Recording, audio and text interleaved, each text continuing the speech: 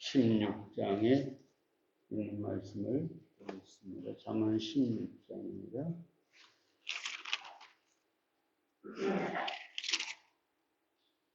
잠언 16장 24절에 있는 말씀 한 절만 바꿔서 읽겠습니다. 선한 말은 꿀송이 같아서 마음에 달고 뼈에 양약이 되느니라.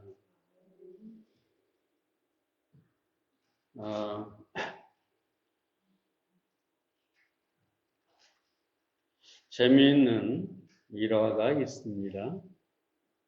프랑스의 테니스 선수 미셸 로드는 2002년 1월 24일에 호주 오픈에 참가하게 됩니다. 그는 일주일 내내 농담처럼 나는 날아가는 새를 마치겠다 라고 말하고 다녔습니다.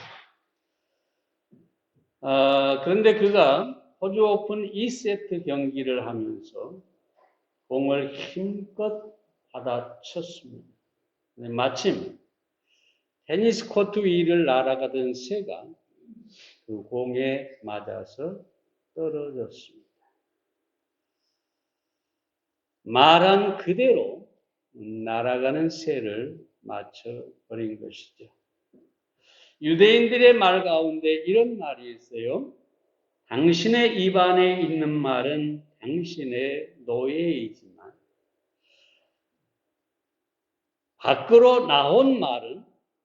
입 밖으로 나온 말은 당신의 주인이 된다. 내 안에 있는 말은 내가 삼키면 그만인데 한 번 뱉은 말은 그 말이 내 인생을 만들어간다.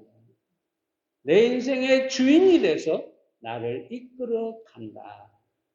라고 하는 것이죠. 우리 말에도 말이 씨가 된다라는 말이 있는데 우리는 정말로 말에 의해서 인생이 달라질 수 있다. 말에 의해서 패배할 수도 있고 승리할 수도 있다. 말에 의해서 저주의 삶을 살 수도 있고 축복의 삶도 살 수가 있다. 그래서 오늘 이 말에 대해서 다시 한번 생각해 보고자 합니다. 자, 그럼 어떤 말을 하고 어떤 말이 우리를 위한 말일까요? 첫째로 믿음의 말은 우리의 미래를 축복으로 열어갑니다. 사람은 미래에 대한 관심이 많죠. 어떤 사람은 인생을 운명적으로 생각을 합니다. 인생은 이미 정해져 있고 그래서 내 미래도 정해져 있다. 그래서 어떤 일을 만나든지 그냥 숙명으로, 운명으로 받아들이고 체념해버리는 사람들이 있습니다. 이런 사람은 결코 그 미래가 축복으로 열리기 어려운 것이죠. 또 어떤 사람들은 미래를 절대적으로 자기 자신의 힘으로, 내 의지로 만들어가는 것입니다. 여러분, 이 자아가 굉장히 강한 사람들이 이런 생각을 갖죠. 또 긍정적인 생각을 하는 사람들은 이런 생각을 갖게 되죠. 내 인생은 내가 만들어가는 것이다. 그러나 사람이 아무리 노력한다고 해도 다 성공할 수 없습니다. 다 축복에 이를 수는 없는 것이죠. 인생에는 왜냐하면 수많은 변수와 거기에 대처하는 인간의 능력이 한계가 있기 때문입니다.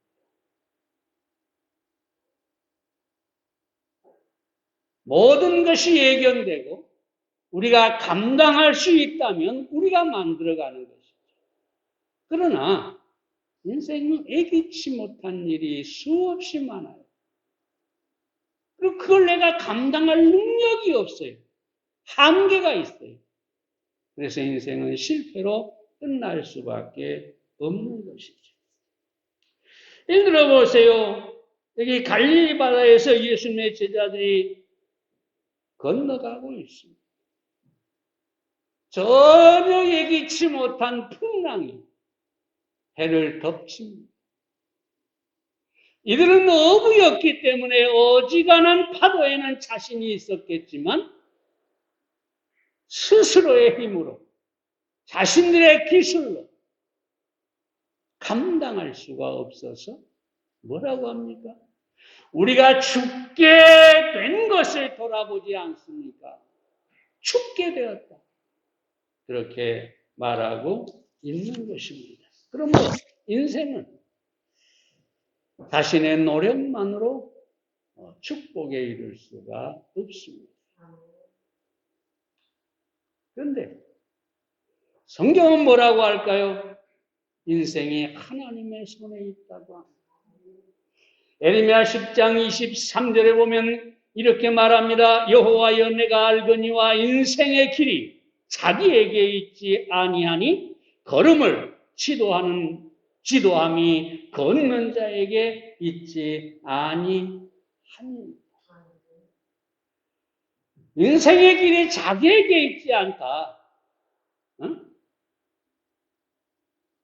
어린아이가 걷는데 한 걸음 뛰고 넘어지고 한 걸음 뛰고 넘어지는데 그 아이가 잘 걸을 수 있게 만드는 것은 지도하는 사람, 부모에게 있는 것이죠.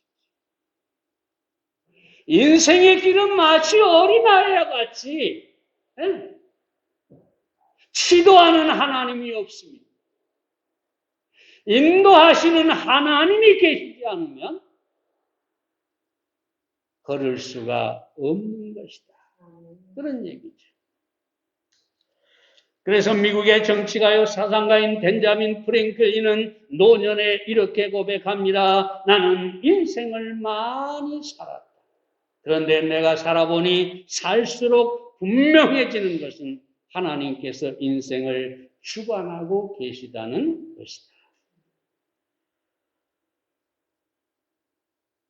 잠언 18장 계시다는 것이다. 그럼 하나님께서 어떤 사람의 미래를 지도하시고 축복하실까요? 하나님이 인생의 길을 인도하신다고 그러는데 어떤 사람을 인도하실까요?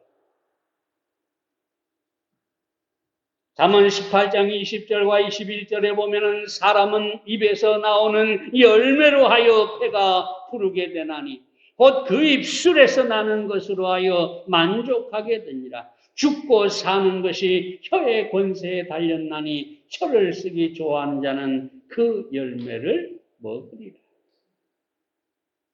인생이 어디에 달려있느냐? 말에 달려있다. 그 혀에 달려있다. 한마디로 하면 그렇게 말할 수가 있겠습니다. 그렇다면 우리가 어떤 말을 해야 우리가 축복의 길을 갈 수가 있겠느냐? 하나님께서 어떤 사람의 말을, 어떤 말을 축복으로 인도하시겠느냐? 예를 들어 이스라엘을 보겠습니다.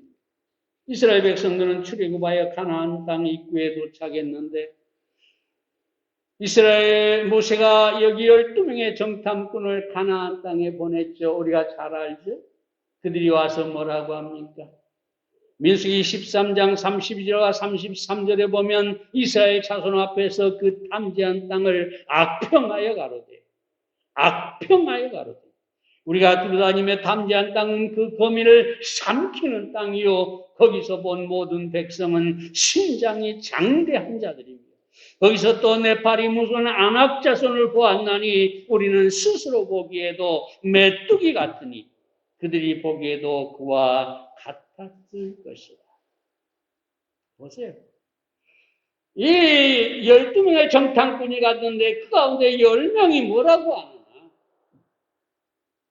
완전히 부정적으로 우리는 메뚜기와 같고 그들 앞에서 메뚜기와 같으니 우리는 다 죽었다. 다 멸망했다. 믿음이 없는. 완전히 원망과 불평의 말을 하는 것을 우리가 보게 됩니다. 그런데 갈렙과 여호수아는 다르죠. 민수기 14장 7절부터 9절에 있는 말씀에 보면은 이스라엘 자손의 온 회중에게 일러 가로되 우리가 두루다니며 탐지한 땅은 심히 아름다운 땅이에요. 네? 10명의 정탐꾼은 악평하는데 이들은 아름다운 땅이라. 여호와께서 우리를 기뻐하시면 우리를 그 땅으로 인도하여 들이시고 그 땅을 우리에게 주시리라. 이는 과연 젖과 꿀이 흐르는 땅이니라. 오직 여호와를 거역하지 말라. 또 그 땅 백성을 두려워하지 말라. 그들은 우리의 밥이라. 그들의 보호자는 그들에게 떠났고 여호와는 우리와 함께 하시느니라. 그들을 두려워 말라. 여호수아와 갈렙은 여기 보세요. 그들은 우리의 밥이라. 하나님께서 우리와 함께 하신다. 하나님이 그 땅을 우리에게 주실 것이다. 여러분, 그래서 민수기 14장에 보면 아주 중요한 말씀이 나옵니다. 이렇게 얘기하죠. 그들에게 이르기를 여호와의 말씀에 나의 삶을 가리켜 맹세하노라. 너희 말이 내 귀에 들린 대로 내가 너희에게 행하리니. 잘 보세요. 하나님의 귀에 들린 그대로 너희에게 행하리니. 악평하고 불평하고 원망하는 사람은 하나님께서 그대로 갚아서 광야에서 다 죽음을 맞게 하셨습니다. 가나안 땅에 입구도 들어가지 못하고 저들은 전부 멸망했습니다. 하나님의 귀에 불신앙의 말이 들렸기 때문이죠. 우리가 잘 아는 대로 갈렙은 어떻습니까? 여호수아는 어떻습니까? 저들은 가나안 땅에 들어가서 가나안의 축복을 마음껏 누리게 되는 것을 우리가 보게 됩니다. 다시 한번 말씀드립니다. 뭐라고 합니까? 너희 말이 내 귀에 들린 대로 내가 너희에게 행하리. 사랑하는 여러분, 오늘 하나님의 귀에 여러분이 무슨 말을 들려드리고 있습니까? 불평하고 원망하고. 만약 그렇다면 여러분의 미래가 축복으로 열릴 것을 기대하지 마시기 바랍니다. 감사의 말을 하고 믿음의 말을 하고 주님 보시기에, 주님이 들으시기에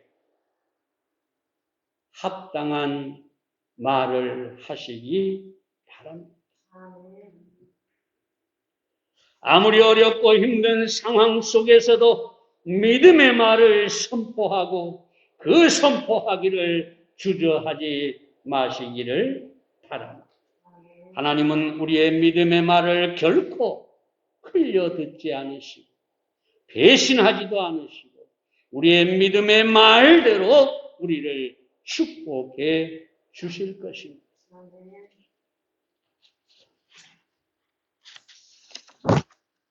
미래를 축복으로 만나려면 믿음의 말을 해야 어떤 경우에도 미래의 꿈을 포기하지 마시고 주여 믿습니다. 주여 믿습니다. 여러분이 매 순간순간 고백할 수 있기를 바랍니다. 여러분 거인을 바라보는데 그 대적들을 바라보는데 메뚜기 같은 자신의 모습을 보고 왜 절망하지 않겠습니까? 사단은 계속해서 우리에게 그런 것을 보게 하고 우리로 절망하게 하겠지만 그럼에도 불구하고 우리는 주여 믿습니다. 이 환경보다 크신 하나님을 믿습니다. 불가능을 가능케 하실 하나님을 믿습니다. 하나님의 말씀으로 여러분이 주장하시고 그 믿음을 표현할 수 있기를 바랍니다. 하나님께서 반드시 들으시고 여러분을 축복으로 인도해 주실 것입니다. 두 번째로, 거룩한 말은 삶을 정결하게 합니다. 종종 저는 믿지 않는 친구들을 만나게 되고, 예를 들어 장례식이나 결혼식이나 이런 데 가서 옛날 그 시골의 친구들을 만나게 되면, 그럼 분명히 믿지 않는 사람과 믿는 사람의 차이가 있는데, 그 차이가 뭐냐? 말입니다. 말이에요. 모든 말들이 욕으로 시작해서 욕으로 끝나요. 충격을 받아. 제가 처음 보였을 때는 충격을, 저는 이 목회의 길을 걸어오다 보니까 그런 친구들을 거의 안 만났었는데, 이제 어떻게 연결이 돼서 이렇게 만나다 보니까, 아이고야, 충격받았어. 나도 과거에 저랬을 거고, 실제 그랬어요. 우리 이쪽 아래숲 사람들 대부분이 말이 그냥 좀 거칠고 막 욕으로 시작해서 때로 욕이 정감이 돼요. 정이 돼요. 욕이 좋은 말이 될 때도 있어요. 그 정도로 심하잖아요. 저도 그랬고. 근데 오랜만에 듣다 보니까 이 차이가 확실하게 드러나는 거예요. 또 욕뿐만 아니라 부도덕한 응답해설이라든가 이런 말을 하면서 같이 웃고 같이 떠들고, 술이 들어가니까 더 심해지는 거죠. 여러분, 말은 그 사람의 생각, 마음으로부터 나오는 것입니다. 그 입술이 더러운 사람이 그 영혼이 깨끗할 수가 없는 것입니다. 그 마음이 쓰레기통이기 때문에 쓰레기가 나오는 것입니다. 그 마음이 술통과 같기 때문에 그런 악한 말들이 쏟아져 나오는 것이죠. 그럼 그리스도인은 거듭난 사람. 거듭났다는 것은 뭐냐면 그 안에 하나님의 생명이 있다는 것입니다.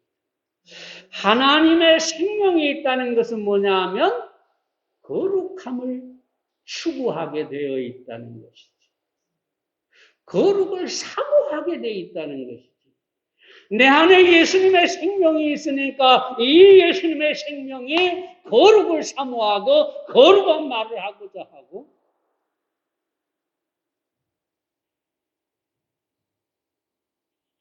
그래서 바울은 골로새 3장 8절에서 이제는 너희가 이 모든 것을 벗어버리라. 곧 분과 악의와 해방과 너희 입에 부끄러운 말이라. 말을 벗어버려야 된다고. 부도덕하고 음란하고 더러운 말을 우리는 벗어버리라 라고 말하고 있습니다. 야고보서 1장 26절에 보면 누구든지 스스로 경건하라 생각하며 자기 혀를 채갈먹이지 아니하고 자기 마음을 속이면 이 사람의 경건은 헛것이다. 아무리 거룩한 척 모양을 내고 교회를 다녀도 그 입에서 나오는 말이 만약에 더럽다면 그 사람의 경건은 헛된 것이라고 합니다. 시인 에머스는 이렇게 말합니다. 한마디의 말로 다른 사람 앞에서 자기의 초상화를 그리는 것이다. 말은 뭐냐? 자기 자화상을 그리는 것입니다. 내 말로 나를 표현하는 것이죠. 그래서 다른 사람들이 나를 보게 되고 참 더럽구나. 참 깨끗하구나. 참 아름답구나. 참 볼 수가 없구나. 예? 뭘로요? 말로. 그럼 여러분, 오늘 여러분은 어떤 초상화를 그리고 있습니다. 물론 우리는 말에 완벽할 수 없습니다. 때때로 저도 정말로 내가 왜 그런 말을 했나 싶을 정도로 추한 자화상을 그릴 때가 있습니다. 저도 그래요. 화가 났을 때, 특별히 운전대를 잡았을 때 저는 아주 잘못된 부치를 하고 있어요. 때로는 우리는 거룩한 말을 해야 합니다. 저주의 말을 버려야 합니다. 더러운 말은 입 밖에 내지도 말아야 합니다. 그래야 진정한 경건이라고 말하고 있습니다. 왜 우리가 그럼 거룩한 말을 해야 할까요? 거룩한 말이 삶을 깨끗하게 하고 하나님께서 우리의 미래를 아름답게 하시기 때문입니다. 베드로전서 3장 10절에 보면 이렇게 말합니다. 그러므로 생명을 사랑하고 좋은 날 보기를 원하는 자는 혀를 금하며 악한 말을 그치며 그 입술로 계율을 말하지 말라. 보세요. 얼마나 놀라운 말씀입니까? 내 미래 좋은 날을, 아름다운 날을 보기 원한다면 악한 말을 그치라. 바꿔 말하면 거룩하고 아름다운 말을 하면 그 아름다운 말대로 우리 인생의 미래가 좋은 날로 이루어지고 우리가 그것을 보게 될 것이라고 말하고 있습니다. 잠언 22장 11절에서도 마음의 정결을 사모하는 자의 입술에는 덕이 있으므로 임금이 그의 친구가 됩니다. 임금이 친구가 된다. 축복의 인생이잖아요. 근데 누가 임금의 친구가 되느냐? 누가 성공하느냐? 뭐요? 그 입에 덕이 있는 사람, 입술에 덕이 있는 사람, 말에 덕이 있는 사람, 그 사람이 존귀하게 된다는 뜻입니다. 그렇다면 사랑하는 여러분, 우리가 어떻게 거룩한 말을 할 수가 있을까요? 골로새 3장 16절에 보면 그리스도의 말씀이 너희 속에 풍성히 거하여 모든 지혜로 피차 가르치며 권면하고 시와 찬미와 신령한 노래를 부르며 마음의 감사함으로 하나님을 찬양하고. 여러분 여기 보세요. 지혜로 가르치고 권면하고 신령한 노래를 부르고 감사함으로 찬양하고 다 말입니다. 말. 그럼 어떤 사람이 이렇게 아름다운 말을 하게 되고 감사하게 되고 찬양하게 되느냐? 거기 뭐라고 합니까? 그리스도의 말씀이 너희 속에 풍성히 하나님의 말씀이 내 안에 풍성히 거하면 그 말씀이 내 입술을 통해서 나오기 때문에 아름다운 말을 할 수밖에 없는 것입니다.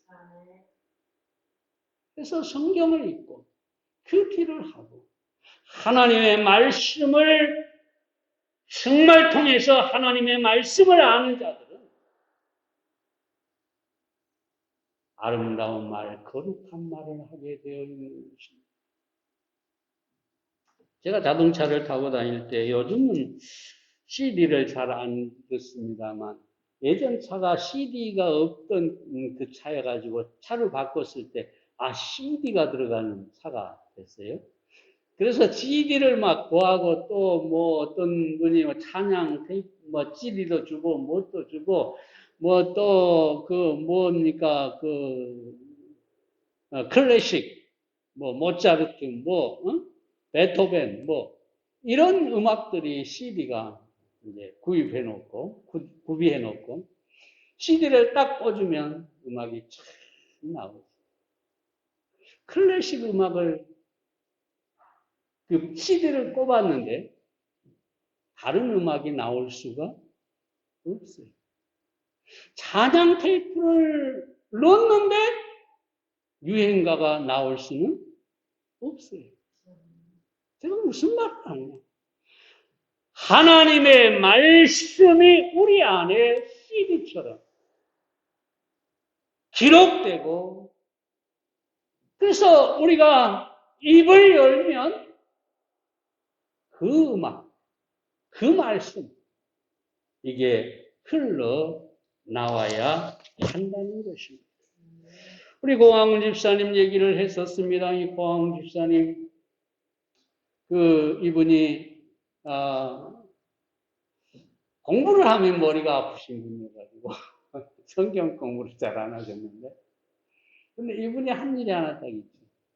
매주 설교, 수요일 설교, 설교마다 다 녹음을 하셨어요. 그래가지고, 매일 차로 움직이면서 카세트 테이프로 다 듣습니다. 제가 몇 번 그분 차를 타고 식사도 하고 뭐도 하러 가는데, 차를 딱 타고 시동을 탁 걸면 바로 제 설교가 막 나옵니다. 저는 참 어색하긴 합니다. 근데 여러분 놀라운 사실은 그분이 기도하잖아요. 그 기도가 설교했던 내용들이 나온다는 거죠. 그러니까 하나님의 말씀에 들어가니까 그 말씀의 입술로 흘러 나오게 된다. 여러분 좋은 날 보기를 원하십니까? 거룩한 말, 아름다운 말을 하십시오. 아름다운 말을 여러분이 하기를 원하십니까? 그렇다면 하나님의 말씀으로 여러분 안에 충만하게 하시기를 바랍니다. 세 번째로 사랑의 말은 천국을 건설합니다. 누군가 뱀에게 물었다고 하지요. 너는 왜 사냥감을 씹지도 않고 통째로 삼키냐? 뱀이 하는 말이 나도 내가 이상하다는 건 인정하지만 남을 걸뜯는 인간보다는 낫다고 생각한다. 적어도 혓바닥으로 남에게 상처를 입히는 일은 하지 않으니까. 이 뱀의 말이 웃기죠? 통째로 삼키니까 상처, 고통은 안 준다 이거죠. 근데 사실 들어가는 순간이 고통이겠죠. 어찌됐든 이렇게 말하고 있어요. 근데 사람은 계속해서 핥히고 험담을 해서 상처를 주니까 사람의 말, 악한 말을 하는 사람들은 뱀보다 못하다는 얘기죠. 탈무드에 있는 말인데 입에서 나온 말은 손이 없지만 손이 하는 일을 한다. 말은 사람을 죽일 뿐만 아니라 사람을 죽이는 손을 넘어섭니다.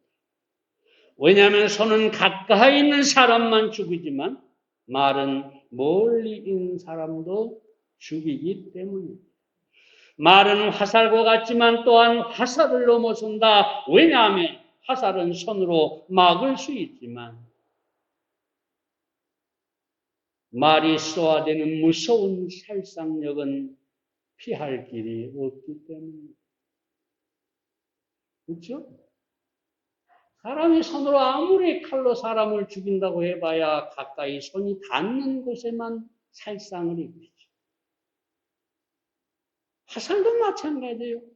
그 거리에만 맞출 수가 있죠. 말이라는 놈은 한계가 없다.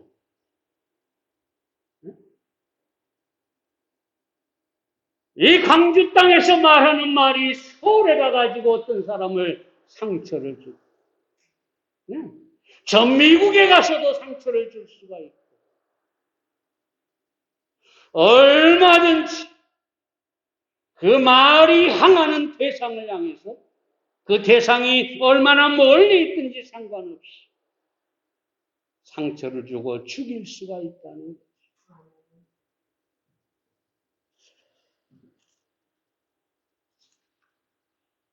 윈스턴 처칠이 재미있는 말을 합니다. 그래서 입으로 나오는 말은 뱉지 않고 꿀꺽 삼켜도 배탈 나는 일이 없다. 참 멋진 말을 했어요. 우리는 말이 얼마나 무서운가를 알아야 합니다. 함부로 뱉는 말이 사람을 죽일 수 있다. 깊은 상처를 줄 수 있다. 이 사실을 알아야 합니다.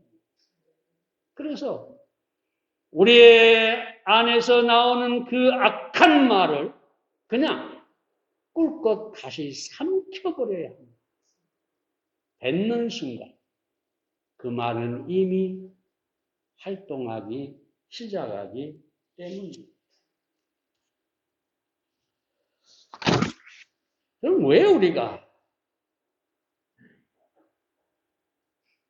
우리의 말을 사랑의 말로 하기 위해서 어떻게 해야 할까요? 먼저 그리스도인은 남을 걸뜯는 사람과 가까이 하지 말아야 합니다. 왜냐하면 그 악한 말, 남을 걸뜯는 말이 내 귀로 들어오면 내 생각에 영향을 미치고 내 마음에 영향을 미쳐서 결국은 내가 행동하게 하고 그런 태도를 갖게 만들어 버리는 것입니다. 예를 들어서 이 교인들 가운데 부정적인 말을 많이 하는 사람들이 있는데 우리 교회는 없습니다. 다 거룩해서 다 서로 사랑해서. 근데 이 교인들끼리 모여가지고 이 험담을 하는데 그 단골맨 중에 하나가 목사라고 하죠. 목사. 어떤 교인이 이렇게 말합니다. 우리 목사님은 기도는 안 하고 한날 먹고 놀기만 하니까 배가 남산만큼 나왔다. 아마 옛날에 저를 보고 그렇게 말한 사람이 있었을지 모르겠어요. 요즘 많이 줄였습니다. 예. 근데 옆에 있던 다른 교회 다니는 교인이 말하죠. 우리 목사는 빼빼 말라서 뼈만 남아 있어가지고 아무리 봐도 은혜가 안 된다. 여기서 끝나는 게 아니죠. 다음날 교회를 갔는데 그 말을 듣는 사람이 교회를 갔는데 하필은 자기 목사님이 뚱뚱하고 배가 나와 있네. 한 번도 그런 생각을 안 해본 사람인데 갑자기 생각이 마귀가 팍 역사하죠. 우리 목사 배가 나왔네. 뚱뚱하네. 우리 목사 기도는 안 하고 맨날 먹기만 하는가 보네. 근데 이걸 떨치려고 그러는데 계속 마귀는 역사하는 점. 예배 시간 내내 설교가 들어오지 않아요. 들어올 수가 없어요. 빼빼한 사람도 마찬가지. 우리 목사님 아무리 봐도 은혜가 안 되네.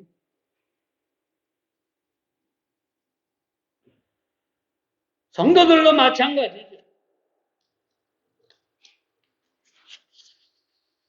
서로 헐뜯는 것은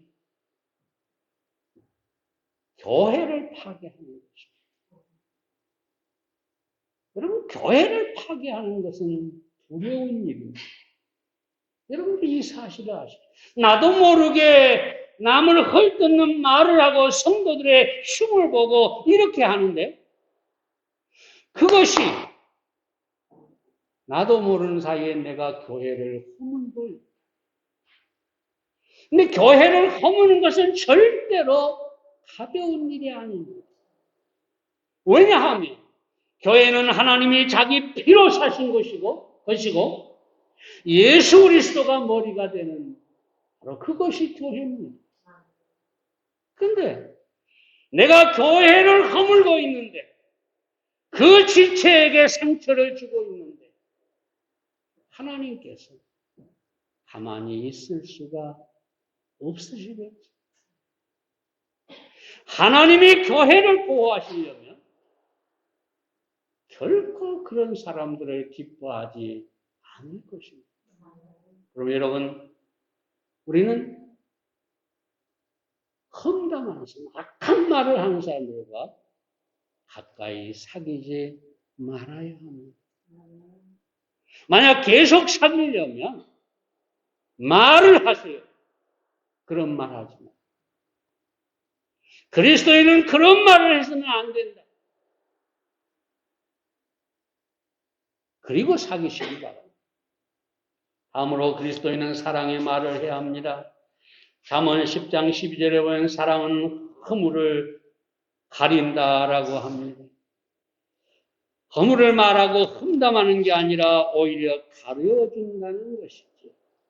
이런 사람이 바로 천국을 건설합니다. 오늘날 사람들은 예수님께서 말씀하신 대로 오늘날 사랑이 식었다고 하죠. 사랑이 식은 말세의 현상이에요. 그런데 오늘날 그 사람들은 이 사랑의 말에 굶주리고 있다고 합니다. 어느 결혼정보사 회사에서 20, 30대 미혼 남녀들에게 만우절에 제일 듣고 싶은 말이 무엇이냐 물었더니 이런 것이라고 합니다. 너만 사랑해, 우리 결혼하자. 세상에서 내가 제일 예뻐. 내가 세상에서 가장 멋진 남자예요. 만우절은 무슨 날입니까? 거짓말하는 날입니다. 근데 거짓말이라도 좋으니까, 만우절에 거짓말이라도 좋으니까 사랑한다 라는 말을 듣고 싶어 한다. 아니다. 그럼 우리는 사랑한다 라는 말을 입술에 달고 살아야 하겠습니다. 사랑의 신비 중에 하나가 뭐냐 하면 사랑한다 고백하기 전에는 그 사랑을 내가 컨트롤할 수가 있어요. 감출 수가 있어요. 짝사랑이 그러죠. 근데 만약에 내가 사랑한다 고백하고 나서는 절대로 감출 수가 없어요. 다시 말씀드리면 사랑하려면 사랑을 고백해야 된다고. 네? 형제님 사랑합니다. 자매님 사랑합니다. 목사님 사랑합니다. 여러분 이렇게 사랑을 고백하세요. 매주 만날 때마다 사랑합니다. 사랑합니다. 고백해보세요. 저도 쑥스러움을 많이 타서 못하는 것은 마찬가지입니다만 앞으로 좀 노력해야 하겠습니다. 사랑합니다. 예. 여러분도 사랑합니다. 사랑합니다. 예. 확실히 좋네요. 사랑을 입에 달고 사시기를 바랍니다. 마지막으로 사랑의 언어는 좋은 약과 같아서 사람들을 치료하고 세워주는 것입니다. 잠언 12장 18절에 보면 지혜로운 자의 혀는 양약과 같다라고 얘기합니다. 양약은 뼈를 건강하게 한다는 말입니다. 좋은 약이라는 것이죠. 언니가 주부에 실은 말 몇 가지만 하겠습니다. 살면서 우리가 해야 할 말은 힘내세요. 걱정하지 마세요. 용기를 잃지 마세요. 조건 없이 용서합니다. 감사합니다. 아름다워요. 사랑해요. 내용이 좀 깁니다만은 몇 단어만 얘기를 합니다. 사랑해요. 이런 말은 인간관계를 아름답게 하고 우리의 삶 속에 천국을 건설하게 합니다. 사랑의 말을 하시기 바랍니다. 어디서 그런 읽은 글로 마무리를 하겠습니다. 한자로 말씀 언변에 이룰 성자를 합치면 정성성자가 됩니다. 말씀은 말씀대로 이루어짐으로 말을 정성스럽게 하라. 말대로 이루어져. 사람은 하루에 5만 마디의 말을 한다고 하는데 사람에 따라 차이가 있겠습니다만 그 중에 정성스럽거나 소망스러운 말, 복된 말은 10% 안팎이라고 합니다. 5만 마디를 짓거렸는데 10%밖에 쓸모있는 말이 아니라는 거예요. 그러면서 이분이 이렇게 얘기합니다. 말에는 파동이 있다. 파동이 있다. 여러분, 그 음악을 딱 틀면 스피커에서 이렇게 진동을 하잖아요. 파동. 이 파동에 의해서 소리가 흘러나가잖아요. 말에는 파동이 있어서 말하는 내가 제일 먼저 영향을 받고 주위에 듣는 사람에게 영향을 끼친다라고 합니다. 세상에서 가장 큰 파동을 일으키는 말이 무엇일까요? 사랑의 언어. 가장 강력하고 가장 멀리 가장 놀랍게 파동을 일으키는 것이 사랑의 말일 것입니다. 그러므로 사랑을 고백하고 말하고 또 말하고 그런 여러분들이 되시기를 바랍니다. 기도하겠습니다.